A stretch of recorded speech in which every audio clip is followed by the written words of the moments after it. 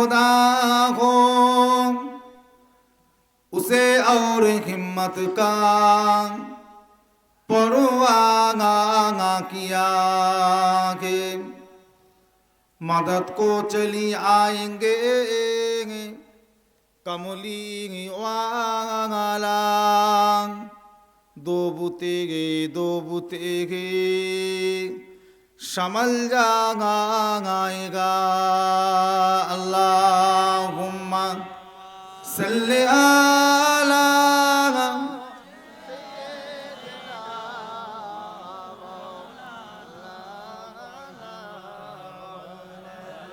वला आली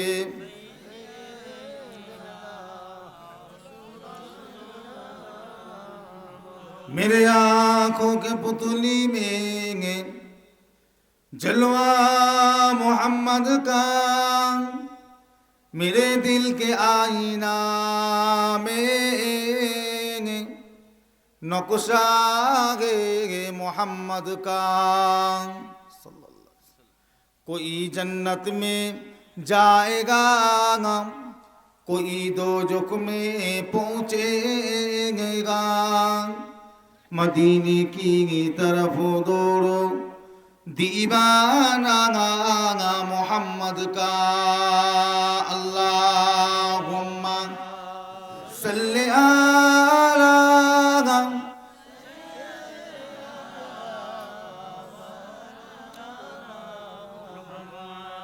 वला आली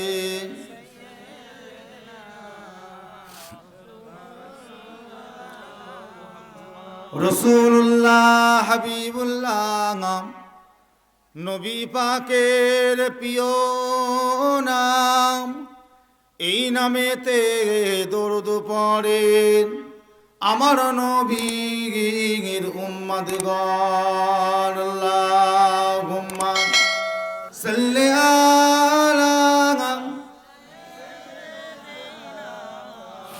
মাওলানা মুহাম্মদ ওয়া আলা আলি সাইয়্যিদিনা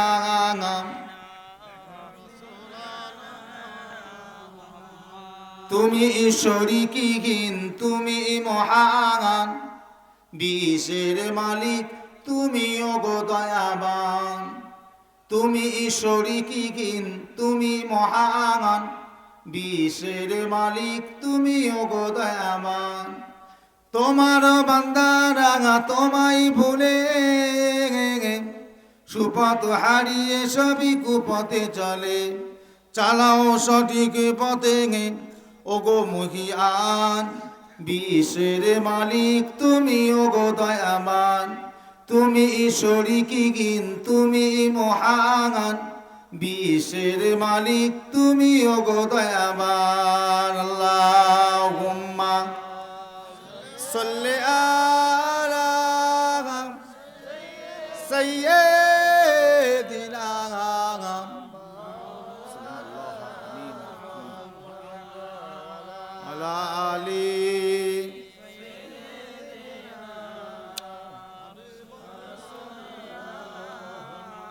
कलमा ला इलाहा इल्लल्लाह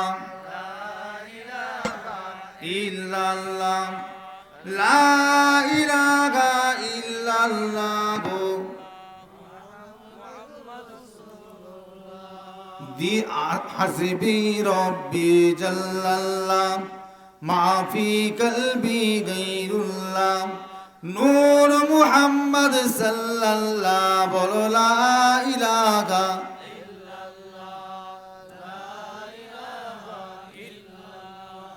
ला इलाहा इल्लल्लाह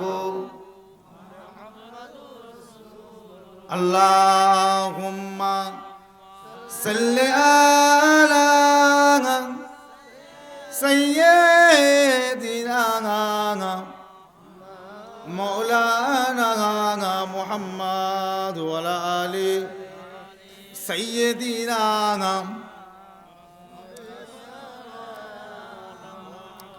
وقال الله تعالى في كلام المجيد ওমা খলাকতুল জিন্না ওয়াল ইনসা ইল্লা লিয়াবুদুন।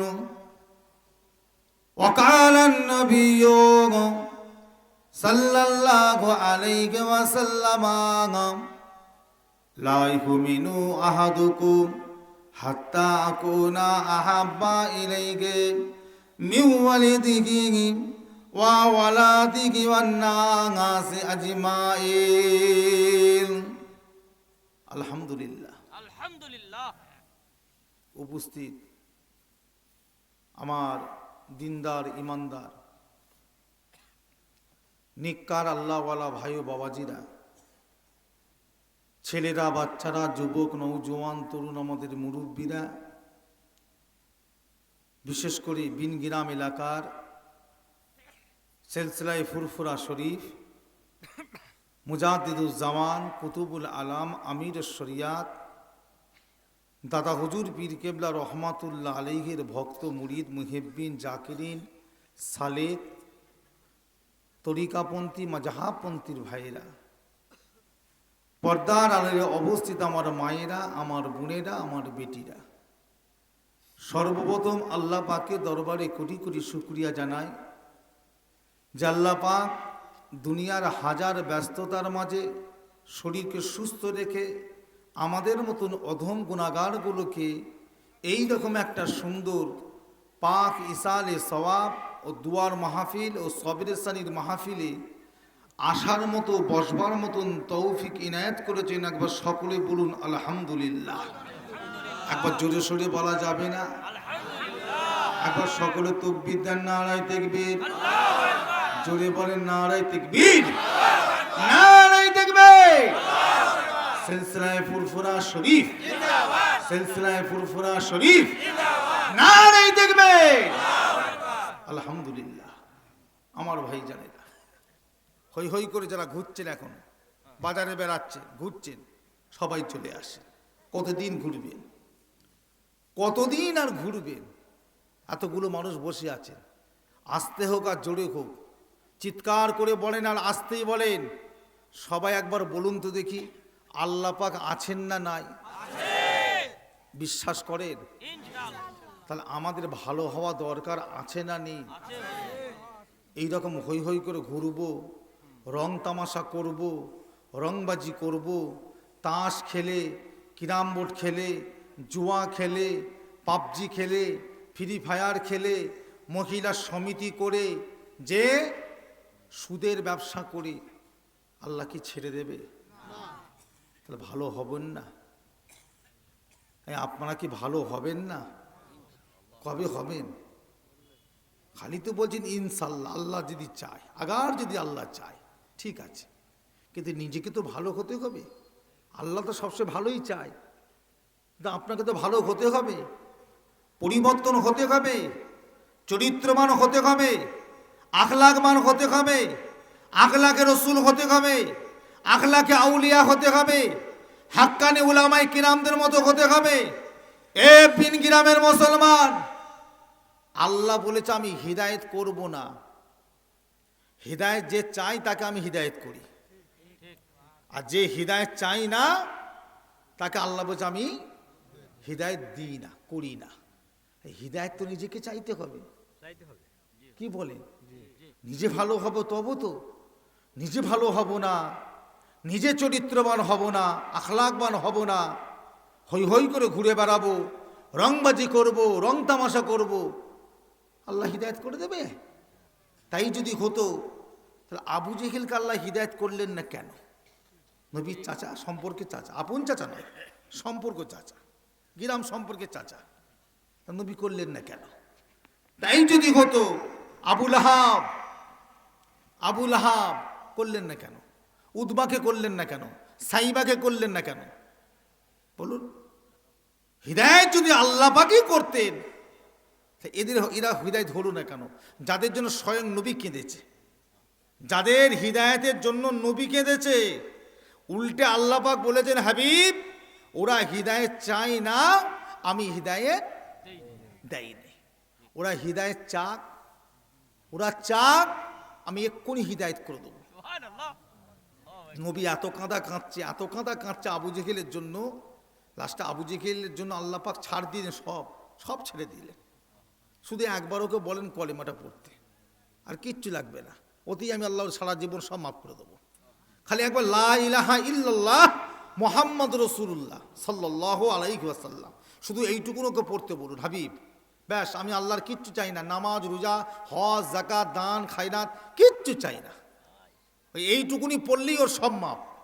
যান, আল্লাহ নবী বহু চেষ্টা করলেন, পারলেন না। বহু চেষ্টা করেছে, পেরে ওঠেনি। কম চেষ্টা করেছে নবী পাক? হ্যাঁ, একদিন রাস্তা দিয়ে আবু জেহেল হেঁটে হেঁটে যাচ্ছে, আর আবুল আহাব এই আবু জেহেল যাচ্ছে, আর আমার নবী পাকও যাচ্ছে। দেখা হয়ে গেল, চাচা যান একটু দাঁড়ান তো। কেন বাবা? একটু দাঁড়ান। আল্লাহ নবী রাস্তা থেকে একটা পাথর কুড়ালেন, একটা পাথর কুড়ালেন। পাথরটা কুড়িয়ে নবী পাক হাতে নিয়ে আবু জেহেলকে বলছে, চাচা যান এই পাথরটা কি বলছে একটু শুনুন তো, পাথরটা কি বলে একটু শুনুন তো। আবুল আহাব পাথরটা কানে নিয়েছে আর বলছে, ধর, পাথর আবার কোনোদিন কথা বলে? পাথর আবার কথা বলে? চাচা যান একবার কানে ঠেকিয়ে দেখেন না, কথা বলে কি না বলে, একবার কানে ঠেকিয়েই দেখেন না। পাথরটা নবী পাক কানে, আবু জেহেল কানে ঠেকিয়েছে, পরিষ্কার পাথর থেকে আওয়াজ হচ্ছে লা ইলাহা ইল্লাল্লাহ মুহাম্মাদুর রাসূলুল্লাহ সাল্লাল্লাহু আলাইহি ওয়াসাল্লাম। আবু জেহেল পাথরটাকে ফেলে দিয়েছে, পাথরটা ফেলে দিয়েছে, দিয়ে বলছে, বাবা ভাতিজা মুহাম্মদ সাল্লাল্লাহু আলাইহি ওয়াসাল্লাম, তোমার মতো বড় জাদুকর আমি পৃথিবীতে দেখিনি। জোরে বলুন না নাউযুবিল্লাহ। তোমার মতো এত দাঁড়িয়ে থাকবে? তুমি কি দাঁড়িয়ে থাকবে? আমার পাশে একটু বসবে না? যেই বলেছে মা খাদিজা এসে রাসূলুল্লাহর পাশে বসে পড়েছে, আর যেই বসেছে মা খাদিজার কোলের ওপরে আল্লাহর নবী মাথা মোবারক দিয়ে শুয়ে পড়েছে। জোরে বলুন না সুবহানাল্লাহ। মাথা মোবারক দিয়ে কে? আম্মাজান খাদিজা কোলে নবী শুয়ে পড়েছে। রসুল শুয়ে শুয়ে কথা বলছে, আর মা খাদিজা দাঁড়িয়ে দাঁড়িয়ে এই বসে বসে কথা বলছে। রসুল শুয়ে শুয়ে, মা খাদিজা বসে আছে। এই কথা ও কথা, এই কথা বলতে বলতে বলতে বলতে আল্লাহ রসুল দেখছে মা খাদিজার দুটো চোখ দিয়ে না টপ টপ টপ টপ করে পানি গড়াচ্ছে। কিসের পানি? এই কাঁদছে কেন? এই খাদিজা কি হয়েছে তোমার? আমি তোমাকে রাগ করেছি? বলছেন না। বকিছি? বলছেন না। তাহলে কাঁদছে কেন? তুমি কাঁদলে কেন? চুপ করে আছে, বলবে না। আমি তোমার স্বামী, তুমি আমার বিবি, তুমি আমাকে তোমার কষ্টের কথা বলবে না?